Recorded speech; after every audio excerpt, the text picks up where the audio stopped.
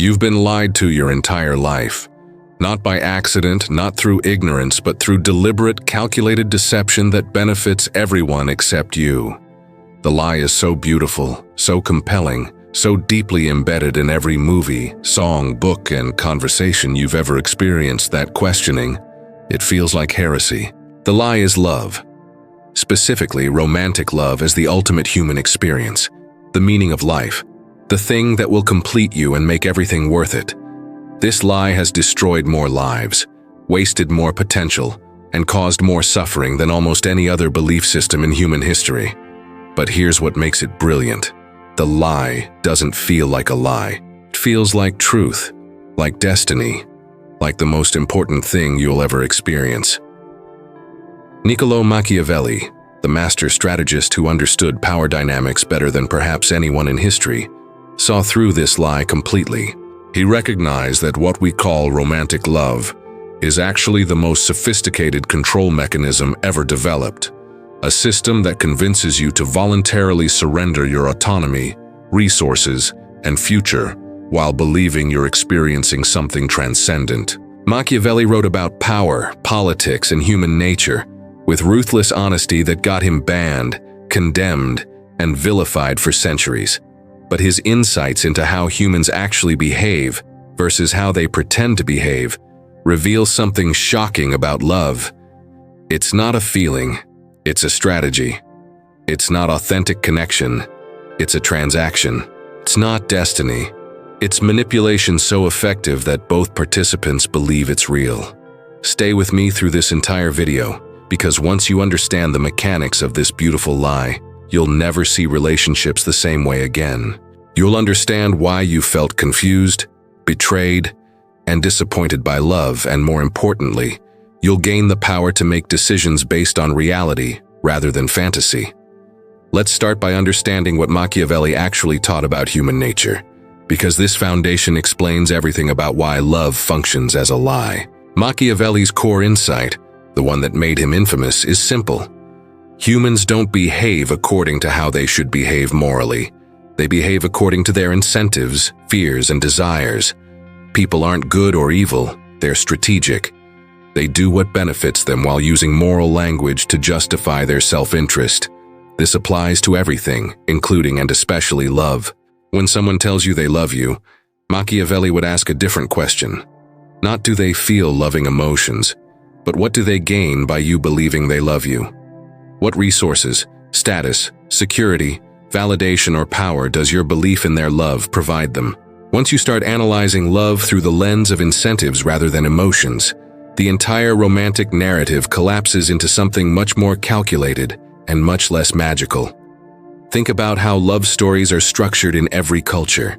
A person is incomplete, empty, searching for meaning. Then they meet someone and suddenly everything makes sense. Life has purpose. They feel whole for the first time. The message is clear and universal.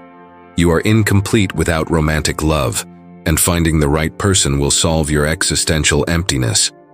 Machiavelli would recognize this immediately as a control narrative. If you believe you're incomplete without love, you'll desperately seek it.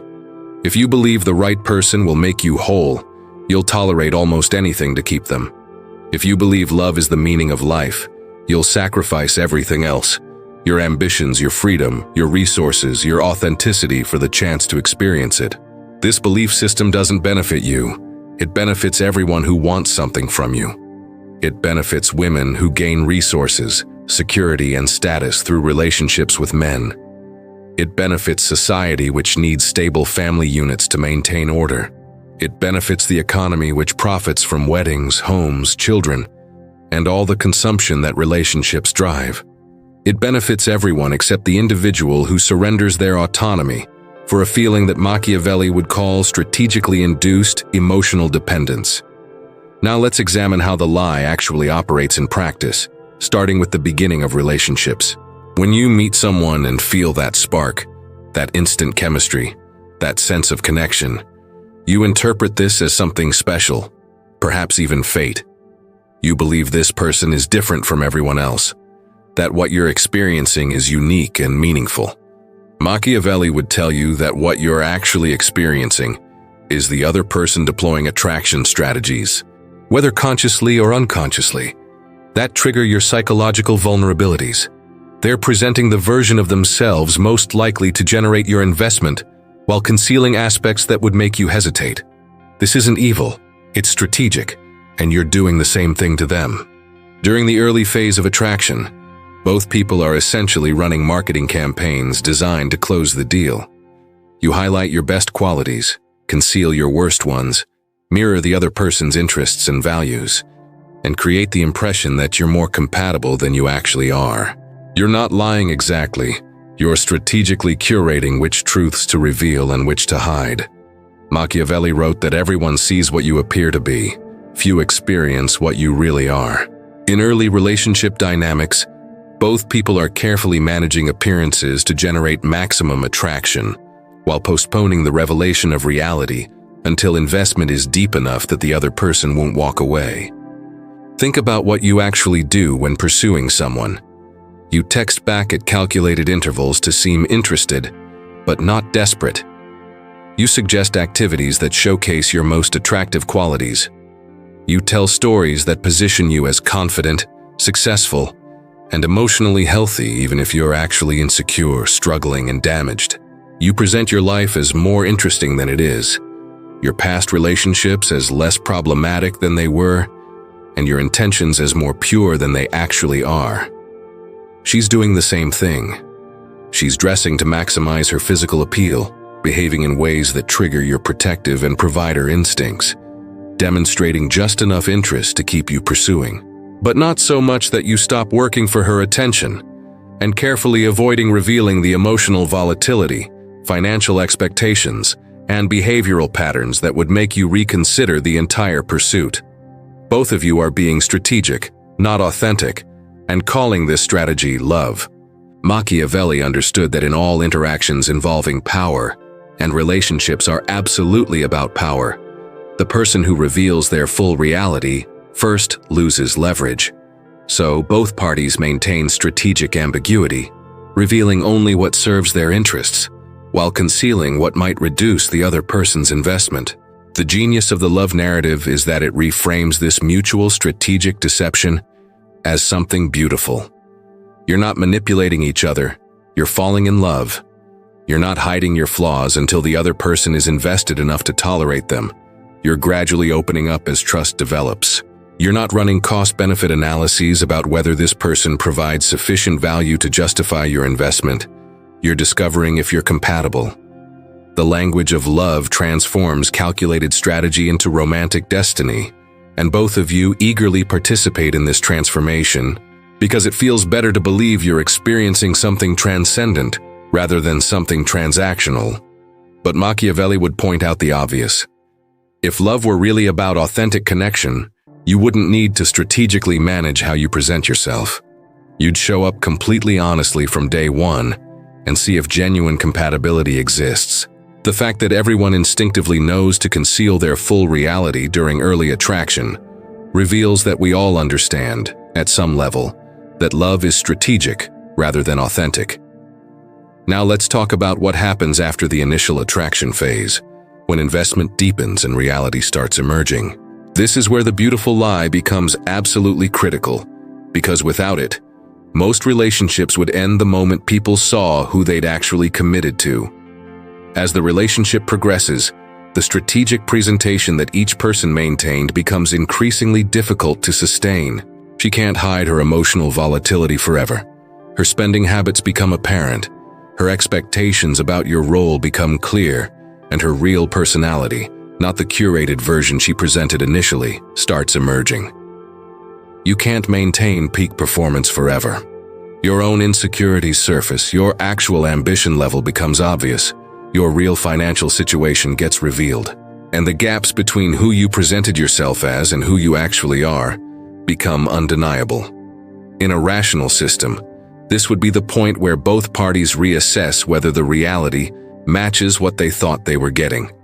But the love narrative prevents this rational reassessment by reframing the revelation of flaws as an opportunity to demonstrate commitment. When her emotional instability emerges, you're supposed to be understanding and supportive, not recognize it as information you would have wanted before investing. When your income is lower than she assumed, she's supposed to love you anyway, not acknowledge that her interest was partly based on provider potential you don't actually possess. The phrase love means accepting someone's flaws is actually code for ignore the warning signs and stay invested even though the reality doesn't match the marketing. Machiavelli would recognize this as a classic bait-and-switch operation. Present one version to secure investment, then reveal the real version after the other person is too committed to walk away without significant costs. Both parties do this to each other, which is why both feel somewhat deceived as relationships progress. But the love narrative prevents you from acknowledging that you've been deceived by transforming deception into the normal process of getting to know someone. Here's where Machiavelli's insights become crucial. He wrote that men judge generally more by the eye than by the hand, because it belongs to everybody to see you, to few to come in touch with you. In relationships, everyone can see the carefully curated public presentation, but few experience the daily reality of who this person actually is behind closed doors. The love lie depends on this gap between appearance and reality, between the version shown to the world and the version experienced in private. During the honeymoon phase, you're still mostly experiencing the appearance, the performed version that's designed to maintain your investment. It's only later, once you're deeply committed legally, financially, socially, that you fully experience the reality. By then, the costs of exit are so high that most people choose to stay and rationalize, rather than acknowledge they were sold a product that doesn't match its advertising. Think about what love actually requires you to accept. Your partner will gain weight, lose physical attractiveness, and expect you to maintain the same desire. Their personality will reveal dimensions that weren't apparent initially, usually negative ones. Their expectations of you will grow while their appreciation decreases. Their behavior will become more entitled and less grateful as they stop needing to earn your continued investment. In any other transaction, if the product degraded this consistently over time while demanding more resources, you'd recognize it as a terrible deal. But the love narrative tells you that accepting all of this is what commitment means, that real love persists despite these changes, that expecting someone to maintain the qualities that attracted you initially is shallow and immature. Machiavelli would point out that this is exactly the kind of moral framing that powerful actors use to prevent you from acting in your own interests. By labeling rational self-interest as immoral, the system ensures you will continue investing in situations that don't benefit you, while believing your exploitation is actually virtue. Now let's examine the most sophisticated aspect of the love lie, how it uses your own biology against you to make strategic behavior feel like authentic emotion. Machiavelli understood that effective control doesn't feel like control. It feels like freedom, choice, and authentic desire. The love lie achieves this through exploiting your neurochemical responses. When you're attracted to someone, your brain floods with dopamine, norepinephrine, and oxytocin. These chemicals create euphoria, obsession, and bonding that feel profound and meaningful. You interpret these feelings as evidence that this person is special, that this connection is real, that what you're experiencing is love. But Machiavelli would recognize that feelings, no matter how intense, don't validate themselves as truth. The intensity of an emotion doesn't make it wise, accurate, or beneficial to act on. Your brain chemistry is being hijacked by biological programming designed to make you bond and reproduce, not to make you happy or help you make good decisions. This is where the lie becomes truly beautiful. You're experiencing real feelings, genuine neurochemical responses that feel more powerful than almost anything else you've felt. But you're interpreting these feelings as evidence of something external, this person's specialness, rather than something internal, your own biological programming being activated by sufficient stimuli. Any person who meets certain criteria can trigger these feelings: sufficient physical attraction, apparent compatibility, right timing, strategic behavior that triggers your bonding mechanisms. The feelings are real, but their meaning is false. You think they're telling you this person is your soulmate, but they're actually just telling you this person successfully triggered your bonding chemistry. Machiavelli wrote that the one who adapts his policy to the times prospers. In relationships, the one who understands that feelings are biological responses rather than cosmic messages maintains power, while the one who interprets feelings as destiny surrenders power. The love lie teaches you to surrender to feelings, to follow your heart, to trust what you feel. This ensures you will make decisions based on temporary neurochemical states, rather than rational assessment of whether this situation actually serves your long-term interests. Think about every major relationship decision you've made while under the influence of these bonding chemicals. Moving in together, getting engaged, getting married, having children. You made permanent, life-altering commitments while experiencing a temporary altered state of consciousness. You made decisions that would affect the next 50 years of your life based on feelings that would last 18 to 24 months maximum. This is insane, but the love lie normalizes it by telling you that following your feelings is authentic, while thinking rationally about relationships is cold and calculating. Machiavelli would recognize this as the language of control, making strategic thinking seem immoral so you'll voluntarily act against your own interests. Where are you watching this from right now? Look around at the people in your city who followed their feelings into marriages, and observe honestly how many of them seem genuinely happy versus how many seem trapped, resigned, or quietly desperate. The evidence of the lie's consequences is everywhere once you're willing to see it. Let us talk about what women actually gain from the love lie, and why they're the primary beneficiaries of maintaining it. Machiavelli taught that to understand any system, you must identify who benefits from that system continuing. Women benefit from the love narrative in several concrete ways that become obvious once you analyze the transaction honestly. First, the love narrative allows women to exchange temporary access to their sexuality and companionship for permanent access to men's resources, status, and labor. By framing this exchange as love rather than transaction, women avoid acknowledging that they're trading one thing for another. She's not exchanging sex for security. That would be prostitution. She loves you, and love naturally involves you providing for her. Second, the love narrative gives women moral authority over relationship dynamics by positioning men's rational self-interest as emotional deficiency. If you question whether her demands are reasonable, you don't love her enough. If you want to maintain independence, you have commitment issues. If you prioritize your career over her emotional needs, you're selfish. The language of love transforms every boundary you try to maintain into evidence of inadequate feeling. Third, the love narrative ensures resource transfer flows primarily from men to women by making men's provision seem like natural expression of love rather than extracted obligation. You don't buy her gifts, fund her lifestyle, or pay for her expenses because she expects it. You do it because you love her. This reframing prevents you from recognizing that you're in an unequal exchange, where you provide tangible resources while receiving intangible emotions. Machiavelli wrote that since love and fear can hardly exist together, if we must choose between them, it is far safer to be feared than loved. But in relationships, women have engineered a system where they're both loved and feared, loved for their sexuality and companionship, feared for their ability to withdraw those things and destroy you financially and socially through breakup or divorce. This is sophisticated power dynamics disguised as romantic connection. Think about what women actually offer in relationships versus what they extract.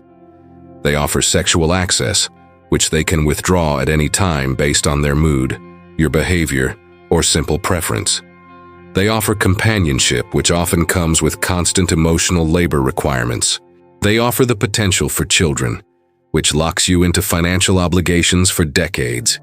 In exchange, they extract your resources, your time, your emotional labor, your freedom, and your future income through marriage and divorce laws that favor them overwhelmingly. When you analyze this transaction objectively, it's heavily weighted in women's favor. But the love narrative prevents this analysis by making it seem crass and unromantic to think about relationships transactionally. Machiavelli would laugh at this moral framing. Of course, relationships are transactional. All human interactions are exchanges of value. The question isn't whether relationships are transactional, it's whether you're getting a fair exchange. The love lie ensures most men never ask this question, because asking it would shatter the romantic illusion and reveal the underlying power dynamics. Now let's examine how the love lie operates at the social level, why civilization itself depends on maintaining this beautiful illusion. Machiavelli understood that stable societies require mechanisms to channel individual desires toward collective benefit.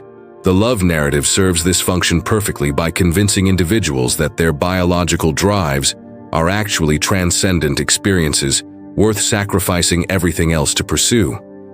Society needs men to be productive workers, reliable taxpayers, and committed fathers. Without the love narrative, many men would recognize that they're better off remaining independent, keeping their resources, and avoiding the obligations that marriage and children impose. The love lie solves this problem by making men believe that romantic love and family are the meaning of life, that without these things existence is empty and purposeless. Once you believe this, you'll voluntarily enter the systems that benefit society while limiting your individual freedom and potential. Society needs women to have children to maintain population, but modern women have options that previous generations didn't. They can work, earn their own money, and live independently. Without the love narrative, many would recognize that children are an enormous burden on their freedom, careers, and bodies. The love lie solves this problem by telling women that love and family are their ultimate fulfillment, that career success is empty without romantic connection, that their biological clock creates urgency to secure commitment before their options diminish. The genius is that both men and women are controlled by the same narrative, just through different mechanisms. Men are told that providing resources and commitment is how they prove their love. Women are told that inspiring men to provide resources and commitment is proof they're lovable. Both parties police each other's compliance with these roles by questioning whether the other really loves them if they resist their assigned function. Machiavelli wrote that he who wishes to be obeyed must know how to command. Society commands through the love narrative by making obedience feel like freedom, by making sacrifice feel like fulfillment, by making conformity feel like authentic self-expression. You think you're following your heart, but you're actually following scripted roles that have been performed for generations because they serve collective stability. Think about every rom-com, love song, and romantic story you've ever consumed. What's the consistent message? Love is the ultimate goal. Finding the one is life's purpose. Romantic connection is what makes existence meaningful, and sacrificing anything else for love is noble and beautiful. This consistent messaging isn't accident. It's cultural programming designed to ensure you'll voluntarily enter the systems that society needs you in. Machiavelli would recognize this as masterful control, making people believe they're freely choosing what powerful interests need them to choose. Now let's talk about what happens when the love lie starts breaking down and reality becomes undeniable. This is the phase most people experience but few people understand. The slow realization that what they thought was transcendent connection is actually mundane transaction wrapped in romantic language. It usually starts small. You notice that her affection correlates directly with what you've done for her lately. You observe that sex is withdrawn as punishment or offered as reward. You recognize that what she calls love languages are actually just her list of resource extraction methods, gifts, acts of service, quality time that she controls. These observations create cognitive dissonance because they contradict the love narrative. If love is authentic connection, why does it operate like a transaction? If she genuinely loves you, why does her affection depend on your continued provision? If this is transcendent romance, why does it follow such predictable patterns of behavior modification and resource extraction? Most men suppress these observations because acknowledging them would mean confronting a devastating truth. They've invested years, resources, and identity into something that isn't what they believed it was. The costs of this realization are too high, so they rationalize, minimize, and convince themselves that questioning the love narrative means they're broken rather than awakening. Machiavelli wrote that people should either be caressed or crushed, because they can avenge light injuries, but not severe ones. The love lie operates the same way. It either keeps you completely convinced through the honeymoon phase, or it damages you so severely through marriage, children, and financial entanglement that you can't escape even after you see through it. By the time most men recognize they've been operating under a beautiful illusion, they're trapped by obligations that make exit catastrophically expensive. This is why the timing of revelation is so strategic. During early dating, the illusion is maintained carefully. During engagement and early marriage, enough reality emerges to create doubt, but the relationship escalator is moving too fast to step off. After children and years of marriage, the full reality is undeniable, but the costs of exit are prohibitive. Machiavelli would recognize this as textbook strategy. Secure commitment before revealing costs. Let us examine what authentic connection would actually look like versus the performance of love that most relationships consist of. If relationships were really about genuine connection rather than strategic transaction, several things would be true. Both parties would be completely transparent about their expectations, needs, and deal breakers from the beginning. No strategic concealment. Both parties would maintain their independence and identity rather than merging into couple identity, because authentic people don't need to erase themselves to connect. Both parties would base their commitment on rational assessment of compatibility rather than temporary feelings, making decisions based on reality rather than neurochemistry. Both parties would acknowledge the transactional elements honestly rather than disguising resource exchange as emotional expression. Neither party would use love language as moral weapon to control the other's behavior or extract compliance. But this level of honesty and rationality is almost never present because it would reveal that most relationships do not survive honest examination, that what holds them together isn't authentic compatibility, but mutual dependency, sunk costs, and fear of being alone. Machiavelli understood that people prefer comfortable lies to uncomfortable truths, which is why the love lie is so successful and so dangerous. It's comfortable to believe you're experiencing something transcendent. It's uncomfortable to recognize you're experiencing sophisticated biological and social manipulation. The path to power, which for Machiavelli always meant freedom and agency, requires choosing uncomfortable truth over comfortable lies. This means analyzing your relationships through the lens of incentives rather than emotions, recognizing that feelings are biological responses rather than cosmic validation, acknowledging that everyone, including you, behaves strategically in romantic contexts, understanding that love language is often manipulation disguised as authentic expression, and accepting that the transactional nature of relationships doesn't make them immoral, but does require honest negotiation. Most people will reject everything you've just heard. They'll argue that love is real, that not all relationships are manipulative, that thinking this way will make you bitter and alone. Machiavelli would expect these responses because people whose identity and choices are built on a particular narrative will defend that narrative violently, rather than question the foundation of their entire existence. But observe the world honestly. Look at divorce rates, affairs, dead bedrooms, resentful marriages, and bitter divorces.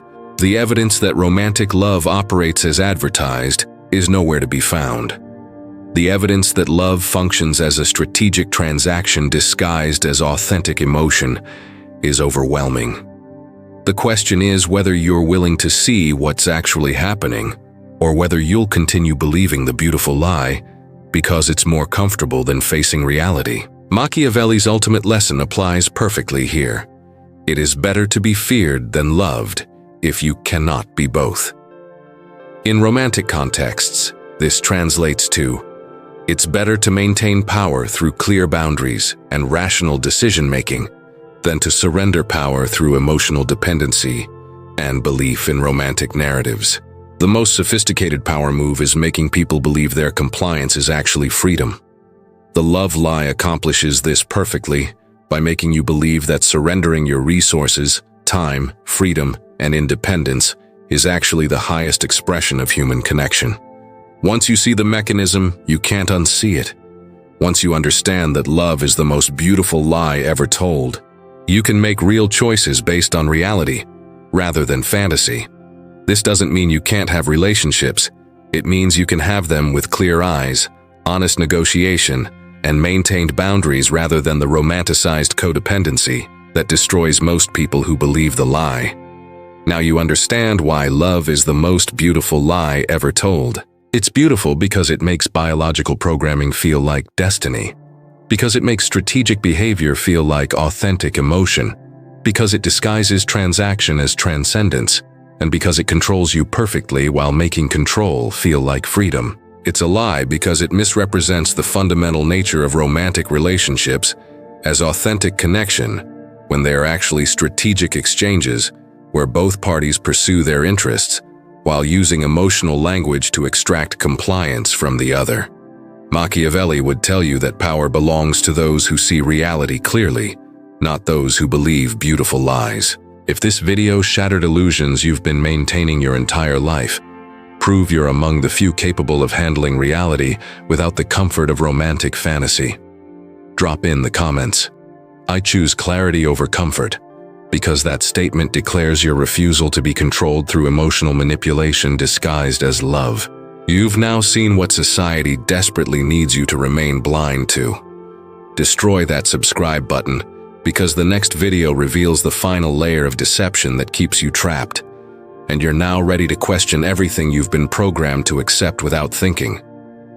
What's coming will complete your liberation from the narratives that control the majority, but you're already too far down the path of truth to turn back to convenient delusion. Stay sharp, stay strategic, stay free.